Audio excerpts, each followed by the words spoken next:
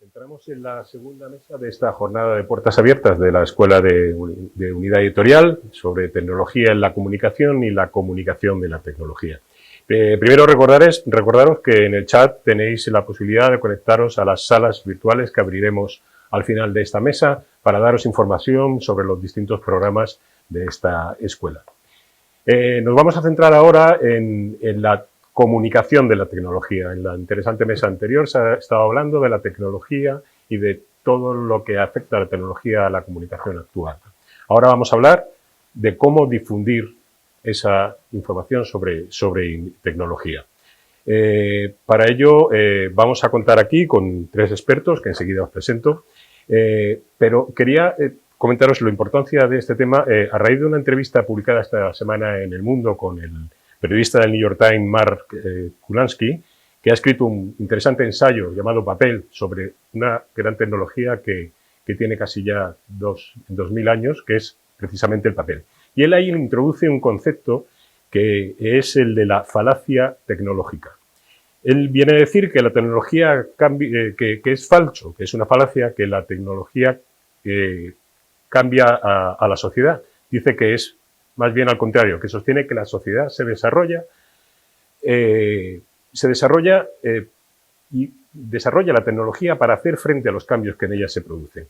Dice que no hay que ser reacio al término progreso tecnológico por el propio hecho de que estamos hablando de progreso.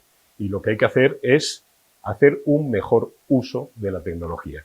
Yo quiero plantear una serie de preguntas que seguramente los expertos que hay aquí vayan respondiendo, como ¿qué podemos aportar desde los medios de comunicación al conocimiento de la realidad tecnológica para favorecer ese progreso?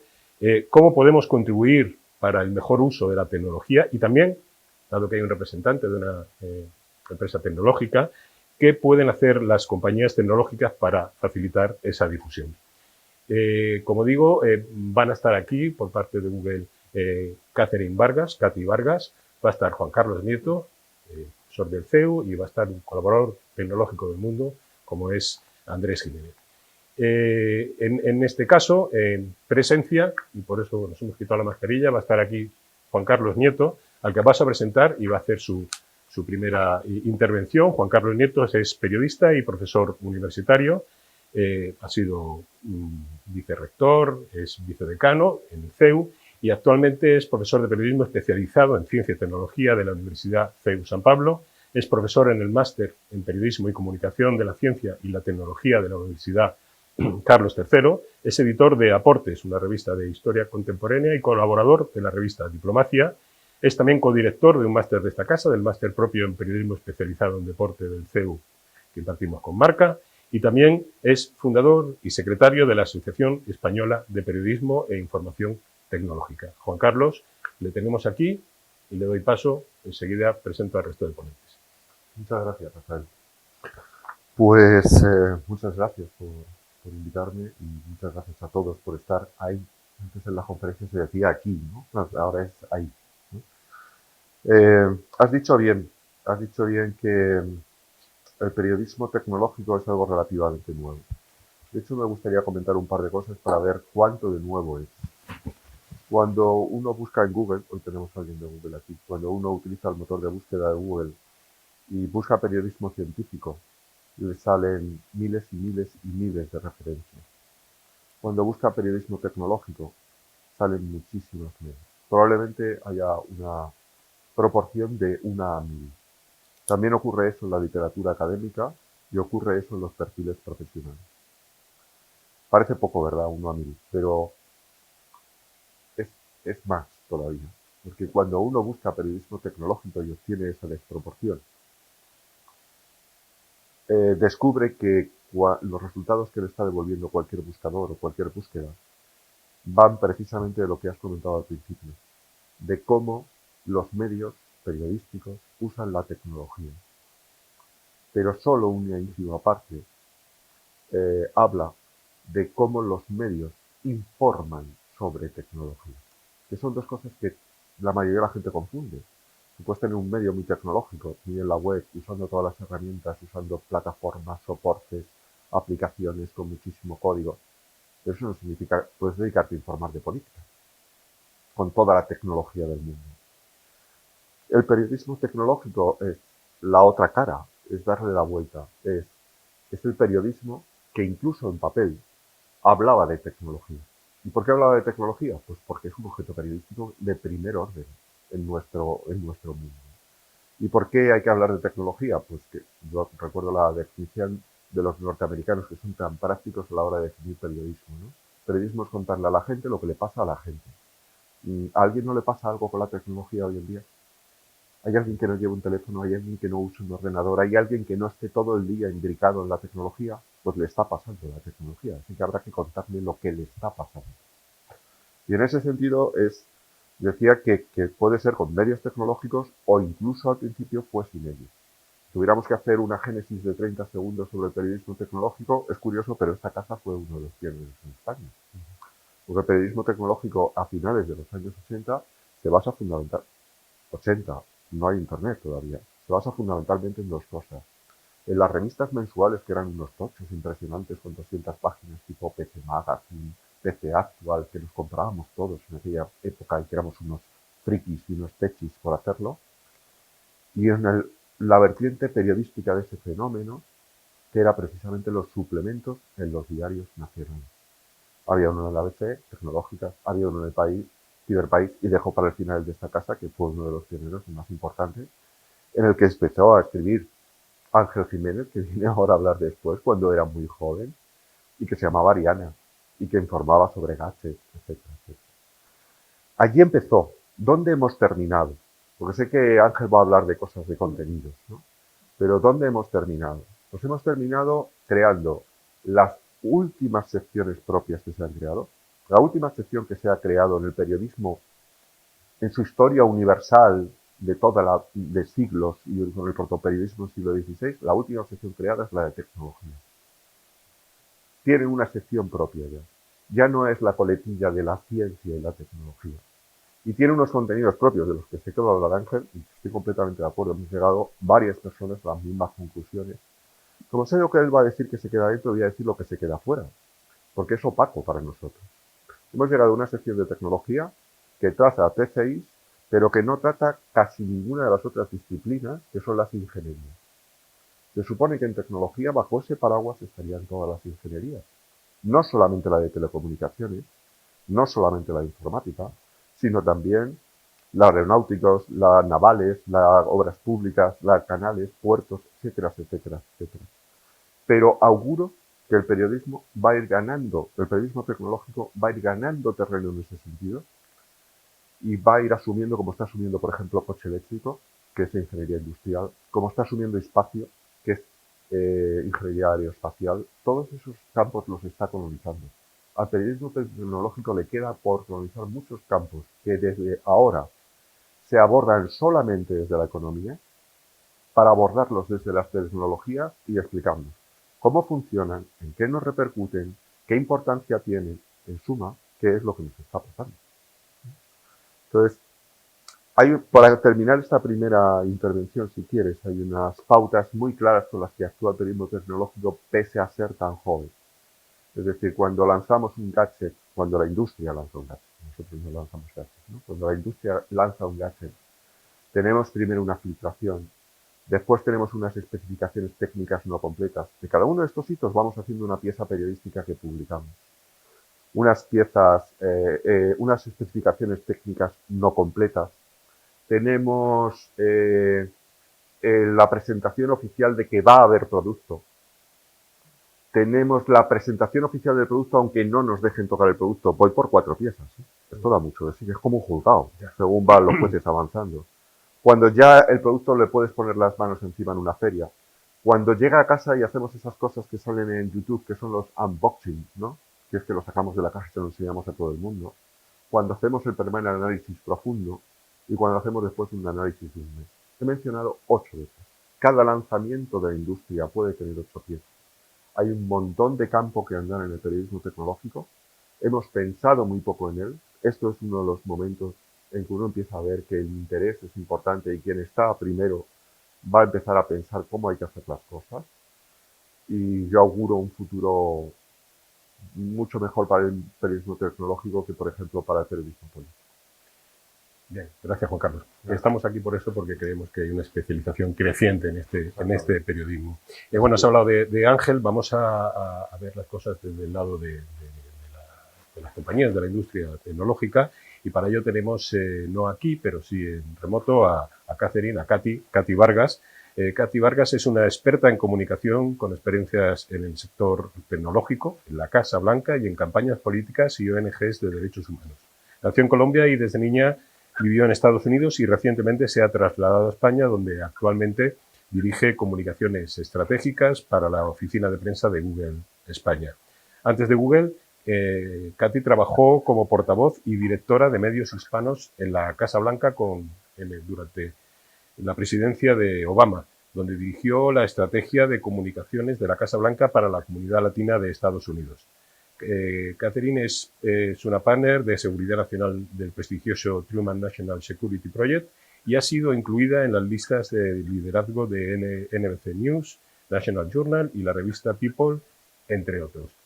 Sin más, dejamos que Katy nos dé sus primeras palabras. Gracias y muchas gracias por la invitación. La verdad es que Internet ha modificado profundamente nuestra forma de buscar la información y cómo tenemos acceso a ello. Mientras que antes recurríamos a la prensa local para encontrar un nuevo trabajo, comprar un coche o incluso buscar un piso, además también para leer las noticias locales. Pero ahora lo que hacemos es conectarnos directamente a la red. La gente acude a Google en busca de información en la que puedan confiar y esta información a menudo proviene de aquellos que publican periodistas y organizaciones de prensa de todo el mundo. Por otro lado, aunque la demanda del periodismo de calidad ahora es mucho más elevada y más importante que nunca, el negocio del periodismo está sometido a mucha presión y las publicaciones de todo el mundo se enfrentan a este gran reto que es la transición al mundo digital. Esto hace que los editores de periodismo de calidad tengan un escenario bastante complicado porque ya que los anunciantes gastan cada vez más en la web de miles de editores, también lo están haciendo con proveedores de servicios online. Los anunciantes disponen ahora de una gran variedad de opciones para llegar a la gente a través de la red. El producto periodístico compite con todo lo que también tenemos en nuestro bolsillo, como se hablaba anteriormente, también tenemos una sobreabundancia de información que es gratuita y que también está muy accesible. Y además también ha desaparecido esa barrera para publicar, o sea, no hay filtros y cualquier persona puede tener un alcance que antes de pronto solamente los medios lo tenían. Entonces, ¿qué significa esto? Cada vez es más difícil distinguir lo que es la verdad y qué es lo que no es verdad en Internet. Y la tecnología acá tiene un gran rol y es más claro que es muy importante en el desarrollo de todas las industrias, incluyendo el periodismo, y es también como la producción en el consumo de periodismo. Y bajo este concepto, en el 2018, Google lanzó la Google News Initiative, que es nuestro esfuerzo para apoyar al periodismo para que prospere en esta era digital. Tenemos tres objetivos principales. Uno es elevar y fortalecer el periodismo de calidad en nuestras plataformas. El segundo es permitir que nuevos modelos de negocio también respalden el periodismo de calidad. Y el tercero, que creo que es muy relevante para la mesa redonda de hoy, es cómo dotamos a los medios con estas nuevas tecnologías. A través de Google News Initiative trabajamos con salas de redacción en todo el mundo, precisamente para poder desarrollar y implementar la tecnología que mejore la eficacia de la sala de redacción, que genere también experiencias de narración que sean enriquecedoras. Contamos con Google News Lab, que es parte de Google News Initiative, que es una manera en que colaboramos con los periodistas y con los emprendedores para poder innovar en el sector de noticias. Tenemos iniciativas de colaboración y formación, incluyendo una página web que tiene formación online y que es gratuita. Tiene más de 9 cursos en varios temas, desde periodismo de datos, herramientas para investigaciones sobre el clima, finanzas, YouTube. La verdad es que les recomiendo mucho echarle un ojo, es Google News Lab. Y como decía, es muy importante también poder encontrar estas historias y visualizarlas y tener información a través de los datos. Y bueno, ya que estamos acá de una manera virtual, me gustaría poder mostrarles especialmente cómo se puede enriquecer lo que es la experiencia para el usuario. A ver si puedo. Ok. A ver. No sé si pueden ver mi presentación. Pero, por ejemplo, acá hay un ejemplo que creo que lo conocen bastante bien, que es la parte del país cuando publicó el año pasado esto de un salón, un bar y una clase, cómo se contagia el coronavirus en el aire. Esto fue un reportaje supremamente popular, incluso creo que en el mundo entero.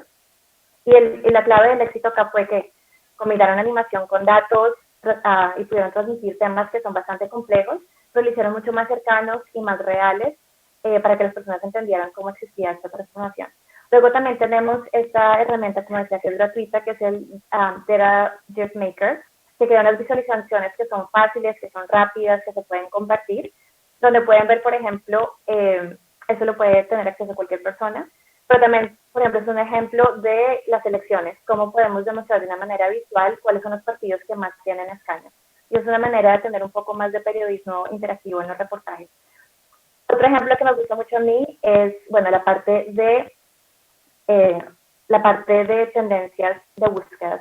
Sabemos que, por más de que son las búsquedas anonimizadas, nos dan una ventana sobre lo que las personas están pensando, y hay una manera también de verlo a nivel regional, particularmente en periodismo local, lo cual es muy interesante ver. Por ejemplo, ayer anunciaron que aquellos turistas que ya están vacunados en el extranjero pueden ahora viajar a Europa durante el verano. Entonces, ¿qué podemos hacer? Que es una buena noticia para mi familia y mis amigos que viven en Estados Unidos para que me puedan visitar. Pero ¿cómo podemos mirar si después de esta noticia vemos un auge de búsquedas sobre cómo viajar a España o viajes en Internet? O sea, podemos ver si hay una consecuencia de este tipo de noticias y qué historia podemos contar de estos nuevos datos. Y lo que les quería mostrar es una herramienta que lanzamos en el 2018 que se llama Me Too Rising. Y es una manera de utilizar estas tendencias de búsquedas para demostrar, como pueden ver, cómo se está alumbrando en el mundo, cómo las personas estaban buscando el tema de Me Too. Y esto que yo voy a demostrar de que esto era un tema, un movimiento que no solamente estaba en Estados Unidos, pero que la verdad a través del mundo habían diferentes picos donde se estaba buscando sobre Me Too y también cuáles eran esas búsquedas que estaban haciendo las personas. Y el otro ejemplo que me gusta mucho también es la parte de realidad virtual. Esto es una colaboración que hicimos con The Guardian para poder explicar cómo es el confinamiento en solitario y utilizar a través de la realidad virtual 360, una visualización 360. Y es una manera también de poder que las personas tengan la experiencia de que es estar en la cárcel en un confinamiento solitario y la verdad también humanizar la experiencia de estas personas. Otra herramienta que se utiliza mucho es Google Earth, que es un producto que también es gratuito, que utiliza imágenes geográficas del planeta, fotografías aéreas, satélites, y es un ejemplo de cómo se utilizó para reportar sobre la exhumación de Franco paso a paso. Y eso es una manera muy fácil también de demostrar a través de datos y contar y poder darle un poquito más de matiz a un reportaje. Recientemente también hicimos algo similar para el Día de la Tierra, donde mostrábamos a través de Google Earth, cómo la Tierra había cambiado en los últimos 20 años debido al calentamiento climático. Luego también, bueno, esto es solamente un par de ejemplos que tenemos de cómo se puede utilizar diferentes herramientas. Existen muchísimas más herramientas que existen como lo que es la inteligencia artificial, que podemos ahondar un poco más, que todavía es un campo joven, pero sabemos que los periodistas y los editores reconocen que esto es algo que van a tener que utilizar más. Por ejemplo, pueden utilizarlo para analizar grandes archivos cuando hay muchísimos datos y poder también ahorrar un poco a nivel de reportajes. Y también está Perspective AI, que es una manera de utilizar algoritmos y enseñarle o sea, a través de la inteligencia artificial, de poder reconocer cuando hay comentarios que son tóxicos y cuándo se debería resaltar para que un moderador humano se dé cuenta si es un comentario tóxico o no, para que también ayude a que en los reportajes no haya una conversación pues no muy útil cuando hay un reportaje. Pero bueno, eso es más que todo lo que quería hablar sobre el gran rol que tiene la tecnología para enriquecer el periodismo. Entendemos que todavía hay mucho por hacer a nivel de contenido, pero creo que las personas, a medida que la tecnología va avanzando, también están buscando nuevas experiencias y tener narrativas que sean más inmersivas, y la tecnología puede ayudar a tener esa experiencia. Gracias. Muchas gracias, Katy. Evidentemente, y lo estamos viviendo ahora, la contribución de las compañías tecnológicas a la información, a la difusión está siendo clave. Está muy bien que vayamos de la mano. Vamos a tener ahora la versión de Ángel Jiménez de Luis. Ángel está en Atlanta, donde colabora desde Estados Unidos, donde colabora con El Mundo desde hace muchos años, desde el año 2001. Durante los últimos 20 años ha colaborado también en varios medios en todo el mundo, incluidos CNN, NTN24, Univisión, Gizmodo. Muy interesante. ¿Y qué pasa? Es también miembro y fundador y presidente en este momento de la Asociación Española de Periodismo e Información Tecnológica y fundador y actual presidente de Cuonda, una comunidad de podcasts en español. Dentro de Cuonda presenta Binarios, un programa semanal en clave de tertulia sobre la actualidad precisamente del mundo de la tecnología. Adelante, Ángel. Muchas gracias, Rafa. Yo creo que empezaría por ahí, ¿no? 20 años de periodismo tecnológico dan para mucho, y eso quiere decir que he podido ver un cambio muy grande en cómo funciona el mundo de la información tecnológica. A mí me gusta hablar de periodismo tecnológico con una frase que suelo repetir mucho, que es de una película de dibujos animados, que es de Ratatouille, de Pixar, pero el villano principal al final de la película tiene una epifanía y se pone un poco del lado del protagonista y viene a decir una cosa que es importante. Él es un crítico y dice, bueno, el negocio de la crítica al final tiene una labor que es muy, muy, muy importante, que es la defensa de lo nuevo. En el periodismo tecnológico esto es fundamental. El periodismo tecnológico habla de lo nuevo, de lo que acaba de llegar, de la tecnología, de las cosas para las que la gente todavía no tiene una experiencia muy directa, ¿no? Entonces, nuestro trabajo fundamental ahí es ser el amigo de eso, ser el que cuenta a la sociedad por qué algo es importante, no solamente lo que hace, sino por qué algo es importante, ¿no? Fundamentalmente yo considero que en el periodismo tecnológico hay tres ejes. Uno es algo que todos tenemos siempre muy claro, ¿no? El análisis de pruebas y productos, ¿no? De dispositivos, el probar el último iPhone, el probar el último gadget, que está muy bien y muchas veces se banaliza, pero tiene una importancia muy grande. Hay muchísima gente que necesita esa información para poder tomar decisiones correctas sobre qué productos comprar. Y hoy en día no es una cuestión de es que apetece tener un nuevo equipo de música, es que el dispositivo tecnológico que llevas en el bolsillo prácticamente decide tu vida, ¿no? Es algo que necesitas a diario para trabajar, para relacionarte con otras personas. Hay otro eje muy importante que es el de la empresa y los negocios, ¿no? Esto se puede abordar desde el punto de vista de economía, como en muchas redacciones pasa, pero también hay una vertiente tecnológica que es importante, una perspectiva tecnológica que es muy importante, entender de dónde vienen estas empresas, por qué surge Facebook, cuál es su objetivo, por qué surge Google, cuáles son sus incentivos. Y cada vez es más importante darles ese toque que no sea solamente de números y resultados, sino también de misión, ¿no? De entender por qué están ahí, qué es lo que tratan de hacer y cómo cambian nuestra vida. Y yo creo que el tercer eje, y importantísimo también, es que conforme la tecnología se va expandiendo y cada vez somos más personas las que estamos en directo contacto con últimos avances, ¿no? Cosas como inteligencia artificial que de la noche a la mañana ya nos afectan.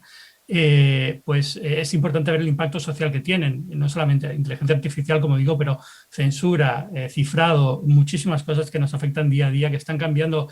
Estamos, digamos, en la cresta de la ola, ¿no? Son cosas que se están desarrollando al mismo tiempo que nos están impactando en nuestra vida, y es importante que haya un periodismo que se encargue de cubrir eso y contarlo de una forma clara y amena, que yo creo que es también uno de las claves del periodismo tecnológico, ¿no? Es saber contar las cosas de una forma accesible. Esto no es fácil.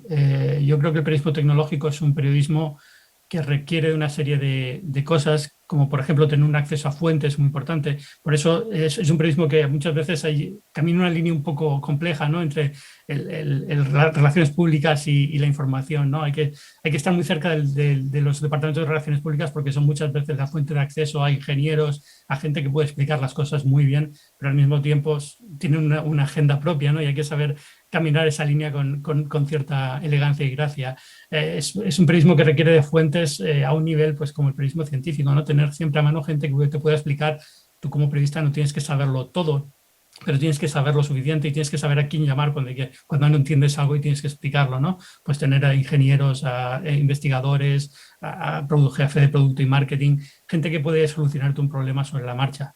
Y luego una cosa que decía Anaís en la mesa anterior, que creo que es importante, es que al igual que pasa en las empresas, el periodismo tecnológico requiere una formación constante. Es un periodismo que vas a tener que estar siempre, digamos, atento a lo que pasa, qué es lo nuevo y ser un poco early adopter de todo, ¿no? Si ahora es TikTok, pues tienes que estar el primero en TikTok y tener tu cuenta. Si ahora es Twitter, si ahora es Facebook. Y estas herramientas que comentaba Catherine, también conocerlas, probarlas, estar siempre en ellas, porque a lo mejor tú no vas a hacer la historia de esta herramienta con esta herramienta, pero sí tienes que contar la historia de esta herramienta, porque es importante. A lo mejor eres tú el que da el aviso a la redacción del periódico. Dice, oye, cuidado que Google acaba de lanzar esto y nos puede venir muy bien para contar a partir de ahora historias de otra forma diferente, ¿no? Tienes que ser un poco esa persona que está más un poco atenta a lo que viene que a lo que está y sobre todo que sabe que sepa contarlo y sepa hacerlo de forma sencilla para el público.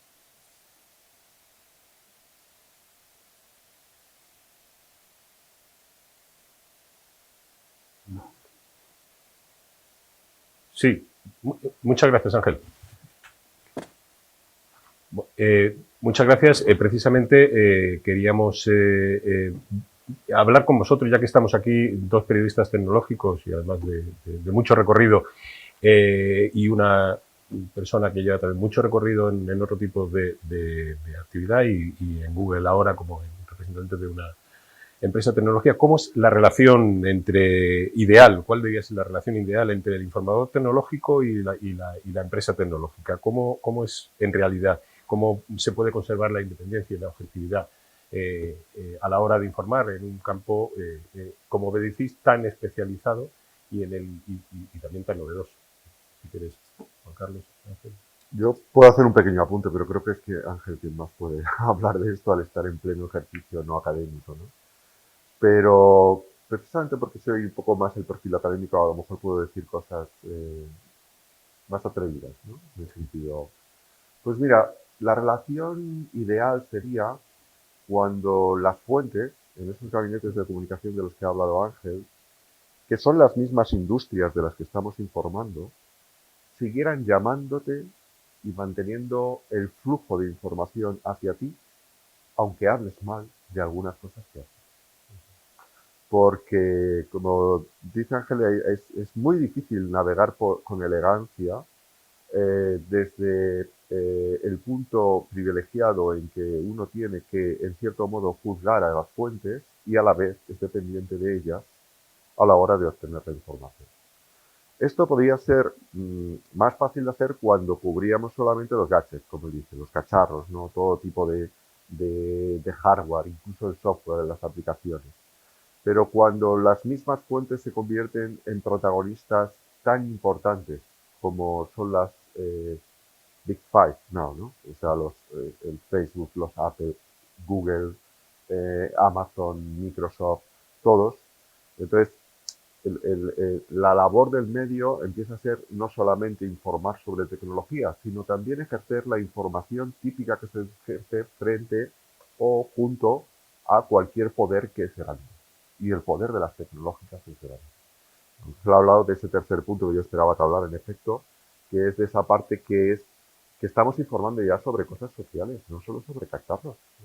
Que estamos informando de legalidad, de privacidad, de pautas, de usos, de control social, de grandes cantidades de dinero, del nuevo IBEX porque ya no hay petroleras y ya no hay financieras, es que están las tecnológicas. Son protagonistas muy importantes. Entonces, por nuestra parte, tenemos que hacer un trabajo que es muy difícil porque hay que contarle a la gente cosas que no conoce porque no las comprende, que no conoce porque son muy nuevas, como he dicho antes también, que no conoce por mil razones, pero además tenemos que contarle cosas de protagonistas que son muy poderosos en este momento. Yo diría que es una relación simbiótica. Por un lado, los periodistas necesitan acceso a los expertos para poder explicar más detalladamente, particularmente cuando son temas bastante complejos, como decía antes, de que no es solamente sobre un cacharro, pero también cómo afecta la vida cotidiana, los diferentes herramientas y productos. Y por otro lado, también a nivel de portavoces de comunicaciones, también contamos, eso es algo que siempre pregunto a los periodistas, que están interesados los lectores que ustedes tienen, porque también nos ayuda a ver cuáles son el tipo de noticias y de pitches que queremos hacer, porque es de interés para las personas. Algo que sí diría es, hay que tener cuidado de no solamente reportar sobre controversias, porque a veces existe como el periodismo de calamidad, pero creo que también hay una gran función que tienen los periodistas y es de informar. Esto es, por ejemplo, el caso del tema de seguridad y privacidad, que las personas sepan cuáles son los controles que ellos tienen para controlar sus datos dentro de las diferentes herramientas que tienen. Por ejemplo, a través de Google tenemos el control de datos, que las personas sepan, pero si solamente escuchan la parte negativa y no se dan cuenta que en realidad sí tienen control en sus dispositivos, creo que es algo importante. Y la otra parte que también diría el comentario es de que sí, la mayoría de las tecnologías, desde las tecnológicas, están en Estados Unidos, pero también hay unos ángulos locales bastante importantes, y ese es el rol que nosotros de comunicaciones que estamos en España podemos ayudar, porque por más de que no estén periodistas en Silicon Valley, pueden también ver cuál es el impacto incluso más localizado de anuncios que se hacen desde Estados Unidos y cómo afecta a España. Entonces creo que también hay una gran importancia de esa relación que tienen tanto periodistas como comunicadores.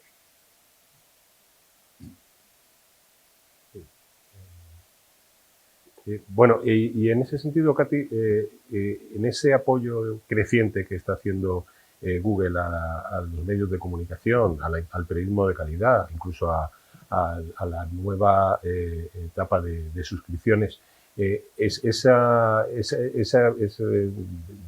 intención de transparencia continua la aplica también Google a la hora de informar de sus propios contenidos. No te entendí la pregunta, ¿cómo sí?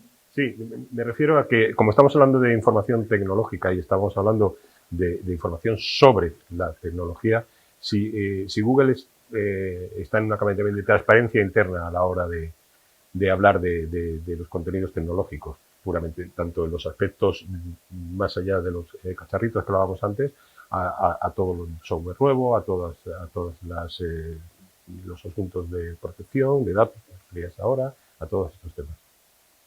Sí, claro que sí. Y bueno, como hablaban anteriormente, la tecnología no solamente son dispositivos, pero por ejemplo, cloud, ¿no? Que es algo muy importante que están utilizando más las compañías. Ciberseguridad, por ejemplo, es un tema que yo trabajo que también es supremamente importante, que afecta tanto a pymes, que son como el eslabón más débil a veces porque piensan que no van a ser hackeadas por un ciberdelincuente y resulta que precisamente por su tamaño, que no tienen los recursos para protegerse, son los primeros que son a veces en la línea de defensa.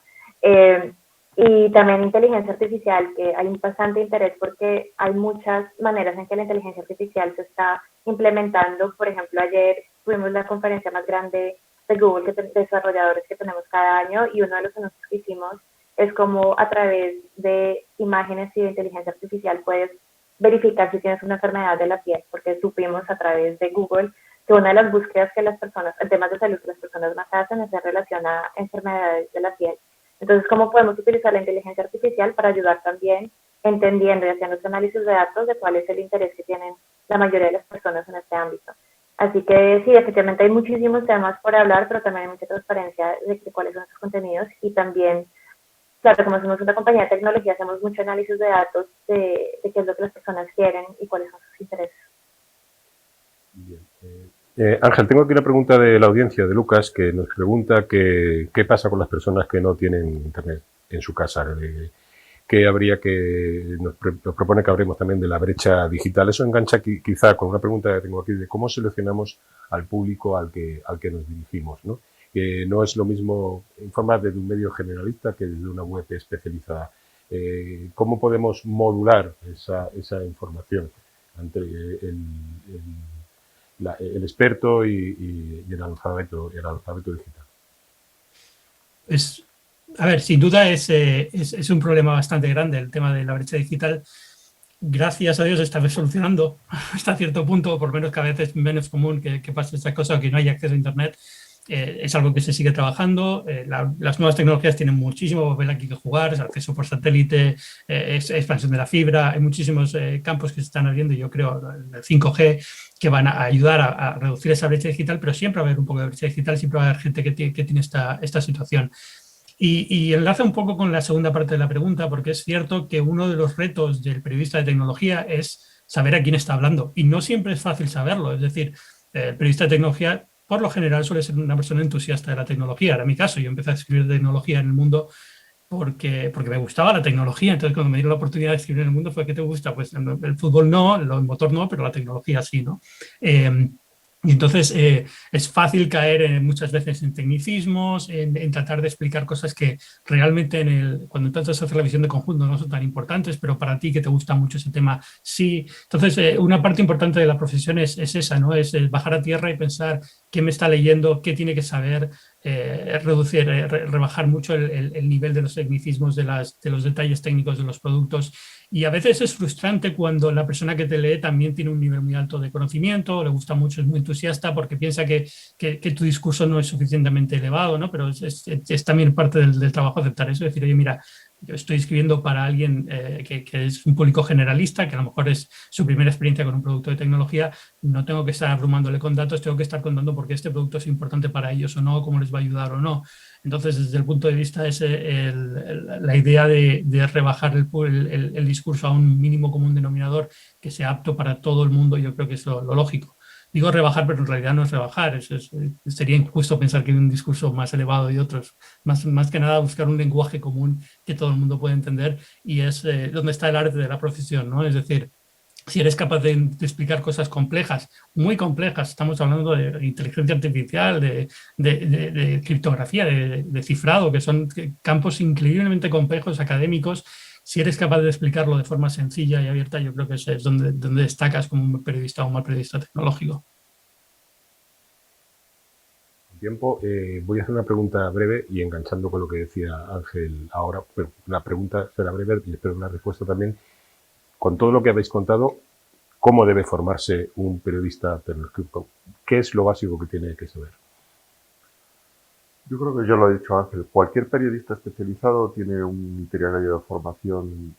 Son alternativos, pero en el fondo tiene que desempeñar varias funciones. Uno tiene que controlar los códigos de comunicación, es decir, tiene que saber comunicar y ser capaz de hacer esa traslación de la que acaba de hablar Ángel, es decir, traslación en los niveles de complejidad, convertir algo muy complejo en algo accesible, convertir algo muy incomprensible en algo que pueda ser de interés, convertir algo en atractivo, eso es la parte del estilo, la redacción, etcétera, etcétera. Luego hay otra parte que es la propia valoración de la agenda, ¿no? Tiene que saber qué es importante, eso que se ha llamado siempre el olfato y que nos da por ahí. Y luego tiene que saber a quién preguntar, porque en el periodismo especializado uno no se puede convertir en especialista, sería imposible. Uno no puede ser ingeniero de telecomunicaciones, ingeniero informático, experto en inteligencia artificial, experto en criptografía, experto en hardware. Eso es imposible para un periodista, que además es periodista, ni siquiera es ingeniero. Pero ¿en qué es realmente experto el periodista?